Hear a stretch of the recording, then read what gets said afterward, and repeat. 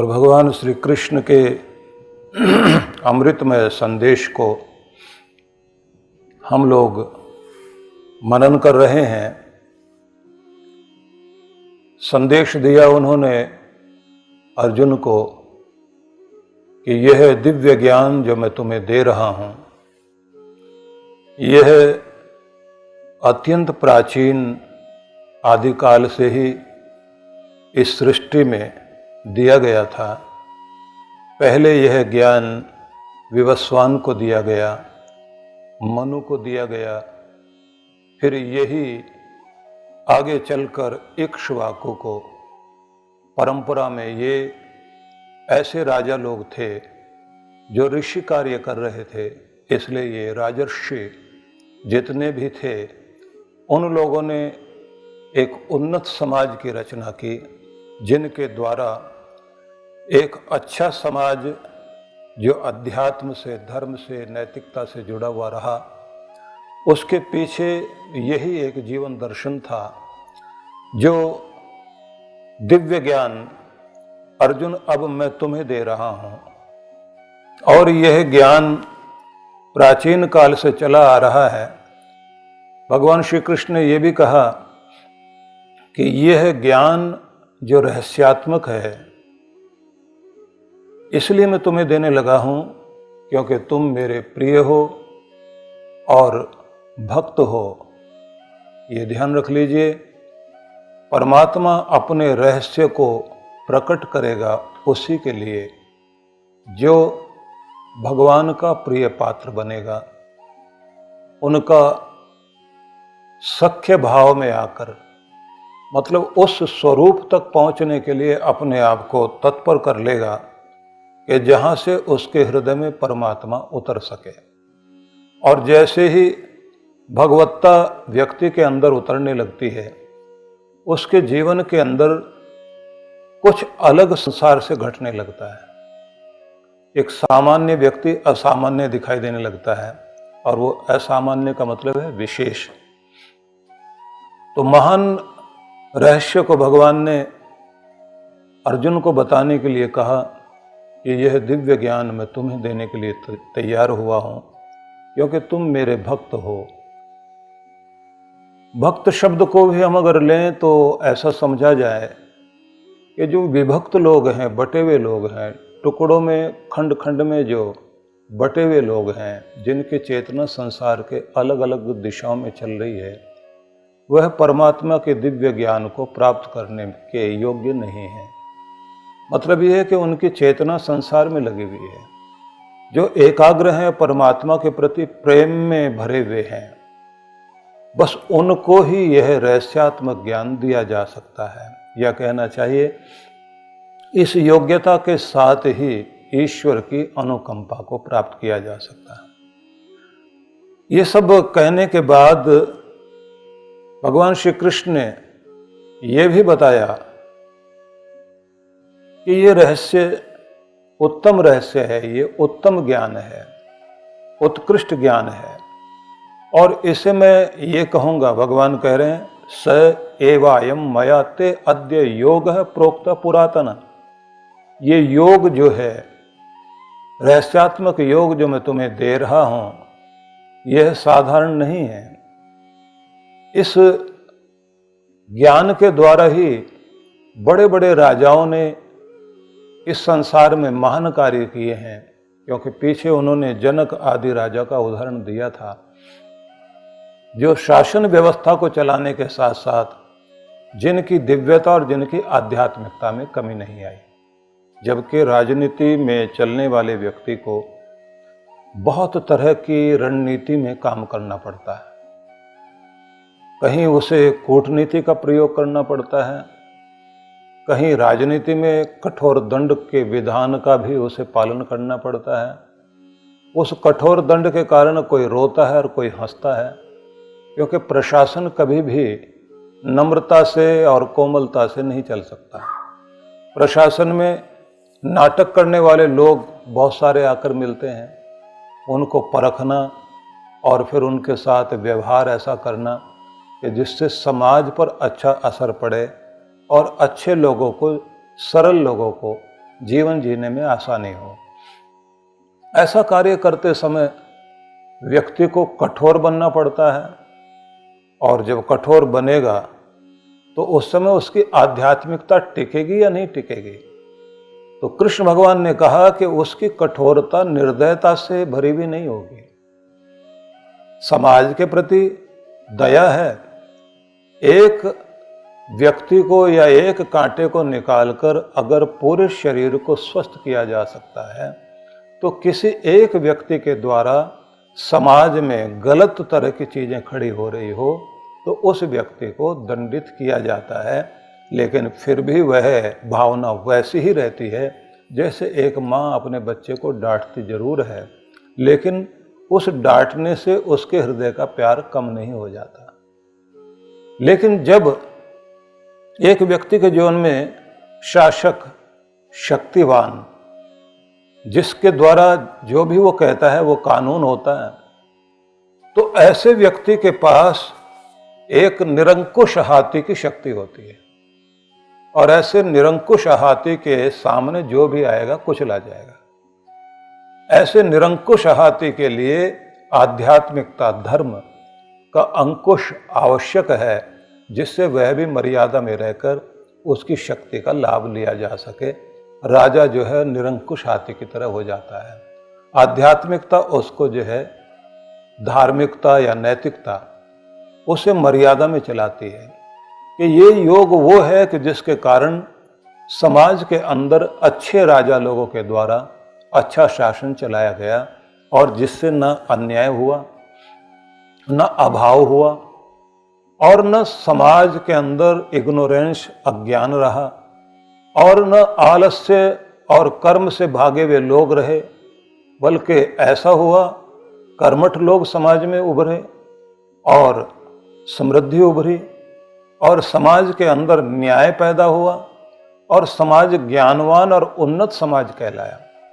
उसके पीछे यही एक दिव्य जीवन दर्शन रहा जो अब मैं तुम्हें दे रहा हूं। यह भगवान श्री कृष्ण ने संदेश दिया। इस सब का मतलब यही है कि आज अगर वो समझा रहे हैं, जो पीछे छिपी हुई भावना है, कि अगर आज एक निरंकुश राजा और उसका बेटा अन्याय करते हुए आपको युद्ध भूमि में लाकर खड़ा कर गया, और न जाने कितने लोगों को मरने की आशंका दिखाई देती है, जिसके कारण तुम्हारे मन में मोह पैदा हुआ, वह मोह पैदा होना, तुम्हारा उन्हें देखकर रोना, उदास होना, और उन लोगों के अंदर अट्टहास, जोर जोर से हंसना और निर्दयता करना क्यों है? क्योंकि उनके अंदर से वह अध्यात्म लुप्त हो गया, वह धर्म लुप्त हो गया जो इनको अंकुश में रखता है, मर्यादा में रखता है। इसलिए मैं तुम्हें वह ज्ञान देता हूं जिस ज्ञान के द्वारा तुम अपनी शक्तियों का उपयोग तो करोगे, लेकिन मर्यादित रहकर एक ऊंचे समाज का जन्म तुम्हारे द्वारा होगा, और तुम्हारा खुद का जीवन भी एक दिव्य जीवन कहलाएगा। अब इस स्थिति में अर्जुन आगे प्रश्न करता है। अर्जुन उवाच अपरम भवतो जन्म परम जन्म विवस्वतः कथम मेतम द्विजानियाम त्वमादौ प्रोक्तवान इति। आपका जन्म अपरम, पश्चात काल का है। आपका जन्म पश्चात काल का है, मतलब बाद का है, विवस्वान के जन्म के पश्चात हुआ है। तो कैसे मान लूं कि आपने यह योग विवस्वान को आदि काल में दिया था? वसुदेव के घर इस काल में आपका जन्म हुआ है।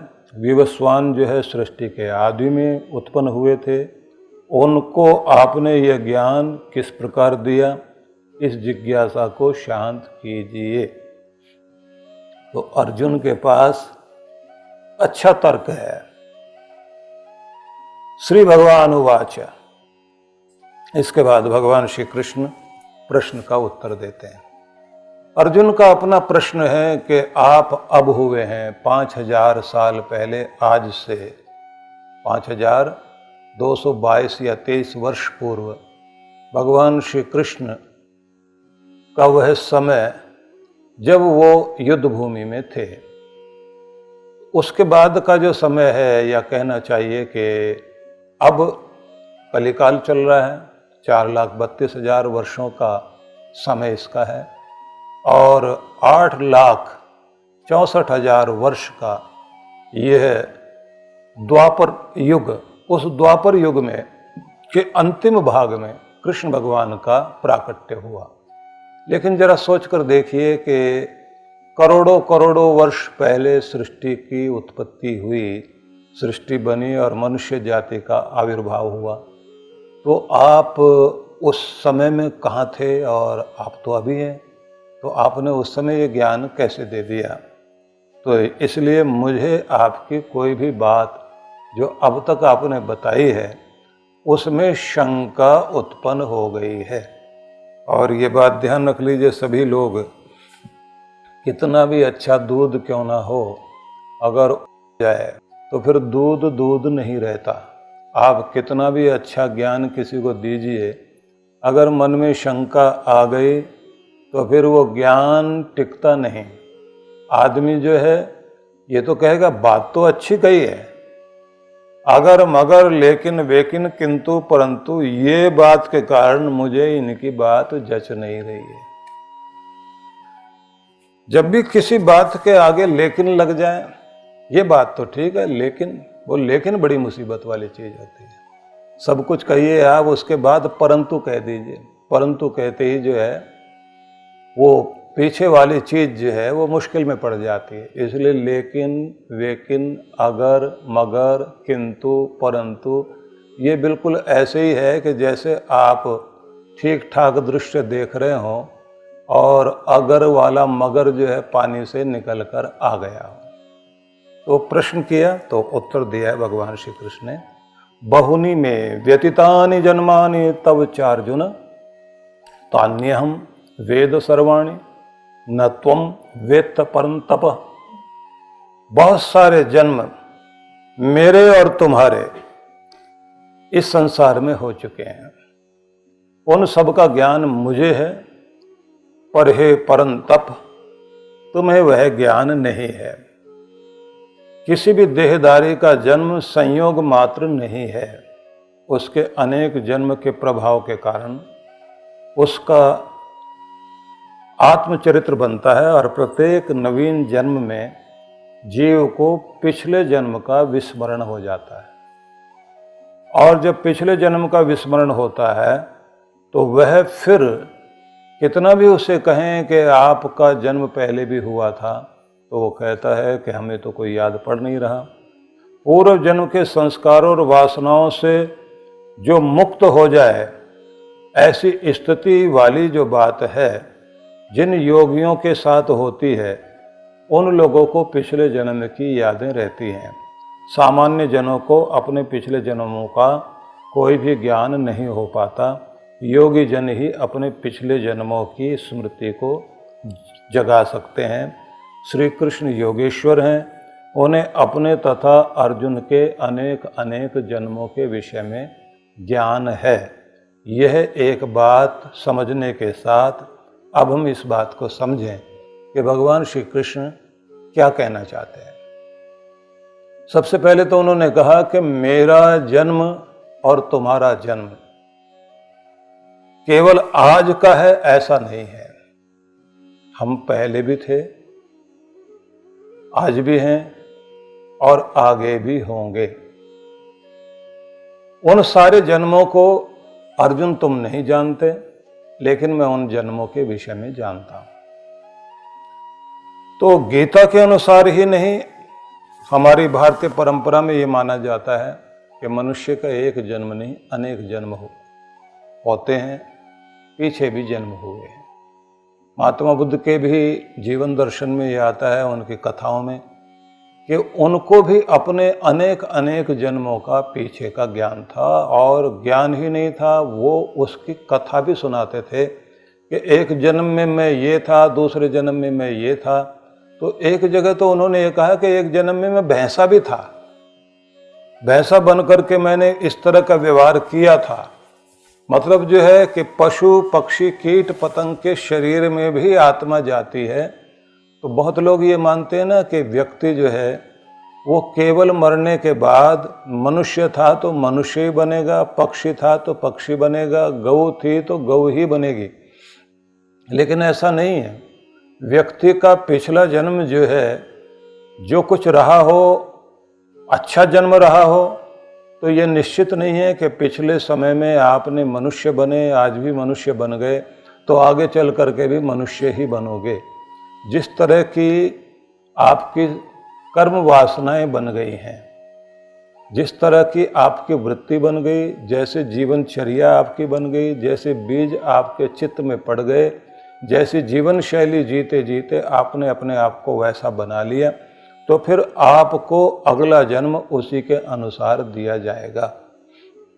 और जब अगला जन्म वैसा दिया जाता है तो ये ध्यान रख लीजिए कि कथाएं तो इतनी प्रचलित हैं कि जहरीला जीवन जीने वाला व्यक्ति अगले जन्म में ऐसा ही जहरीला जीव बनकर अपने अंदर की उस वृत्ति को उभारेगा, उभार कर उसमें जीते जीते उसको धुला जाएगा कि उसकी आत्मा पर पड़े हुए वो संस्कार वो हटें, वो सर्प का जीवन जिए, या पड़े पड़े दूसरों को, जो कोई लोग कुछ भी काम नहीं करते और दूसरों को खाने में, दूसरों से फ़ायदा उठाने में लगे रहते हैं, तो अजगर वाला जीवन उनको मिल गया।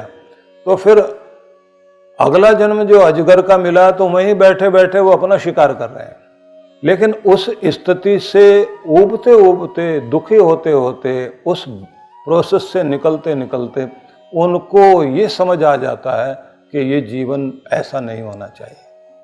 मतलब उस प्रोसेस से शुद्ध होते होते ये धुलाई के कारखाने हैं, जिसमें आत्मा शुद्ध होते होते कर्मों का भोग भोगते भोगते फिर से मनुष्य की देह में आता है। और जब मनुष्य की देह में आता है तो उस समय में फिर उसको संगति अच्छी मिलनी चाहिए। अगर संगति अच्छी मिल गई तो ये बात निश्चित है कि फिर वह गलत मार्ग पर नहीं जाएगा और अपना उद्धार कर सकेगा। ये कहानी तो हुई मनुष्य की, लेकिन यहाँ बात है कि भगवान श्री कृष्ण ये कहते हैं कि मैं भी अनेक जन्म प्राप्त मैंने किए, मैं और तुम पहले भी थे। तो आगे चलकर उन्होंने अपने अवतार वाली घोषणा को भी किया कि मैं आता हूं। दो तरह की धारणाएं भारत देश में चलती हैं और वो सिद्धांत भी बन गए। एक विचारधारा ये चलती है कि भगवान जो है, जब जब धर्म की हानि होती है और पाप जिस समय अत्यंत बढ़ जाता है और जिस समय मनुष्य मनुष्यता को त्यागने लग जाता है और ये संसार में जीवन चक्र जो है वो खत्म होने की, विनाश की स्थिति में आने लगता है, तब भगवान फिर से मर्यादा स्थापित करने के लिए मनुष्य के अंदर फिर से धर्म आ सके, जीवन जीने का ढंग लोगों का अच्छा बन सके, तब फिर वो अवतार लेते हैं। अवतार से मतलब होता है, उसको आप समझ लीजिए, उतरना, ऊपर से नीचे उतरने को अवतार बोलते हैं, अवतरण करना। तो भगवान जो है अपनी ऊंचाई से, मतलब जहां वो थे वो भगवत्ता एक मनुष्य का शरीर धारण करके इस धरती पर आती है और फिर इस दुनिया में अच्छे लोगों की रक्षा होती है और बुरे लोगों का विनाश होता है और समाज में फिर वह सब चीज़ें शुरू की जाती हैं जिससे धर्म का, अच्छाई का बोलबाला हो और लोगों के अंदर फिर से धर्म प्रतिष्ठित हो जाए। क्योंकि मनुष्य धीरे धीरे चलते चलते अच्छाई की तरफ कम चलता है, बुराई की तरफ अधिक चलता है और धीरे धीरे प्रत्येक व्यक्ति के अंदर जो है पशुता जाग जाती है। क्योंकि अनेक अनेक जन्मों की पशुता भोगने के बाद मनुष्य का शरीर मिला तो अंदर की पशुता जागने में भी देर नहीं लगती। उसे फिर से मनुष्य बनाए रखने के लिए एक महान शक्ति की आवश्यकता पड़ती है। दूसरा सिद्धांत ये भी माना जाता है कि बहुत सारी आत्माएं वो भी होती हैं जो मुक्ति को प्राप्त कर लेते हैं और जब मुक्त हो जाती हैं ऐसी आत्माएं तो वो लाखों करोड़ों अरबों अरबों वर्षों तक परमात्मा के धाम का आनंद भोगने के बाद वही दिव्य आत्माएं, वही आप्त पुरुष इस धरती पर फिर समाज का कल्याण करने के लिए यहाँ करुणावश आते हैं। और जब यहाँ आते हैं तो फिर उनके अंदर कौन कितनी दिव्यता से युक्त है तो वो अलग अलग उनकी कैटेगरी होती है।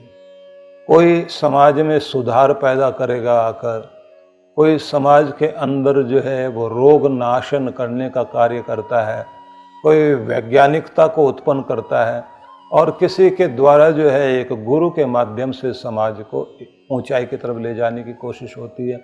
और कुछ वे होते हैं जिनको परमात्मा अपने स्वरूप में, अपनी शक्ति के रूप में उनके अंदर भगवत्ता उतरती है और वो फिर अवतरण वाला कार्य किया करते हैं, वो अवतार की तरह से कार्य करते हैं।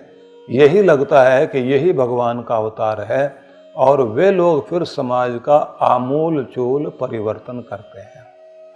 तो सामान्य भाषा में इतना समझाने के बजाय एक सीधे शब्द में अगर कहा जाए तो बात उतनी ही है।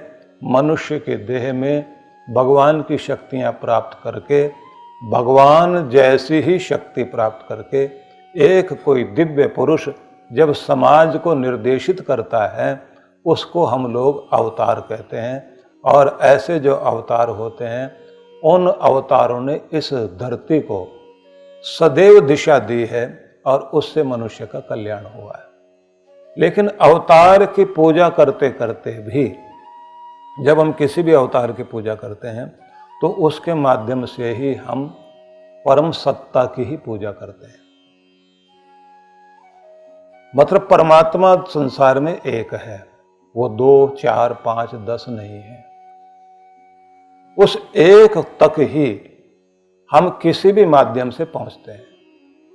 और जितने भी ब्रह्मा विष्णु महेश आदि जो भी नाम लिए जाते हैं उन शक्तियों के अलग अलग नाम हो सकते हैं। इसलिए जब कहते हैं ना कि ओम का उच्चारण किया जाता है तो ओम में त्रिशक्ति, त्रिदेव, तीनों का समावेश है, या कहें वो तीनों शक्तियां मिलकर के ही भगवत्ता बनती है। और सारे देवी देवता जितने भी हैं उनको सबको ऐसे समझ लीजिए पेड़ और उसकी शाखाएं। तो इसलिए अगर हम एक टहनी तोड़कर ये कहें ये पेड़ है तो पेड़ का हिस्सा तो है लेकिन पेड़ नहीं है। और अगर आप पेड़ के सारे ऊपर वाले भाग को काट दें और नीचे वाले तने को लेकर कहें ये पेड़ है, तब भी आपको यही कहना पड़ेगा ये पेड़ का हिस्सा है, पेड़ पूरा नहीं है। और अगर जड़ों को आप लेकर कहें ये पेड़ है तो जड़ें भी पेड़ नहीं है लेकिन पेड़ का हिस्सा जरूर है। सारे जब मिल जाते हैं तब वो पेड़ कहलाता है। सारी शक्तियां ही भगवान की शक्ति बनकर भगवत्ता को प्रकट करती हैं। तो मतलब ये समझ लीजिए भगवान की ही शक्तियां अलग अलग टहनी पत्तों के रूप में प्रकट हो रही हैं। और उन सब शक्तियों को देखकर हम उनको पूजन करते करते ये समझते हैं इनसे लक्ष्मी मिलेगी। और वह बात ठीक भी है कि पेड़ के किसी पत्ते की छाल, कोई पेड़ के पत्ते काम आते हैं, कहीं छाल काम आती है, कहीं जड़ काम आती है, कहीं बीज काम आते हैं, कहीं फल काम आते हैं। जिसको जो जिस चीज़ की जरूरत होती है वो लेता है। कोई सूखी लकड़ी लेकर जाता है, कहता मेरा तो इसी से काम हो जाएगा। तो इस तरह से आप अलग अलग पूजा कर रहे होते हैं। लेकिन एक बात ध्यान रख लीजिए, जब आप संपूर्ण रूप में परमात्मा को एक मानकर उसकी पूजा करते हैं तो भी आपको सब कुछ ही मिलता है। इसलिए परमात्मा एक।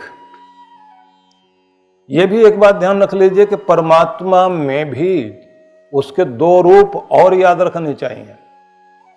अगर आप नारायण को याद करते हैं तो नारायणी को भी याद करना पड़ेगा। विष्णु के साथ लक्ष्मी को भी याद करना पड़ेगा, क्योंकि संपूर्णता दोनों को मिलाकर आती है। और अगर आप सही ढंग से कहें कि अगर भगवान एक हैं तो फिर लक्ष्मी और नारायण बोले 2 नहीं है, वो भी एक ही है। तो 2 क्यों माने? बोले दो आपकी समझाने की दृष्टि से माना जा सकता है, जैसे प्रत्येक व्यक्ति के अंदर स्त्री और पुरुष दोनों के भाग मिलने के कारण ही व्यक्ति व्यक्ति है। मतलब आपके अंदर आधा भाग माँ का और आधा भाग पिता का है, तभी आप पूरे हैं। किसी व्यक्ति के अंदर जो स्त्रैण तत्व होता है अधिक हो जाए, वो महिलाओं की तरह चलने लग जाएगा। और अगर किसी महिला के अंदर पुरुष तत्व अधिक हो गया तो वो मर्दों की तरह चलेगी, मर्दानी चाल चलती हुई चलेगी, बड़ी अलग तरह की लगती है कि स्त्री होकर के पुरुषों की तरह चलती है। और अगर किसी व्यक्ति में यह संतुलन पूरा है, तब माना जाता है कि पुरुष पुरुष है। इसलिए ज्यादा पुरुषत्व जिनके अंदर होता है, उनसे आप कोई नाच नचा के या डांस वांस करा के देखिए, पूरा घूम जाएंगे लेकिन कमर नहीं हिलेगी, हो ही नहीं सकता।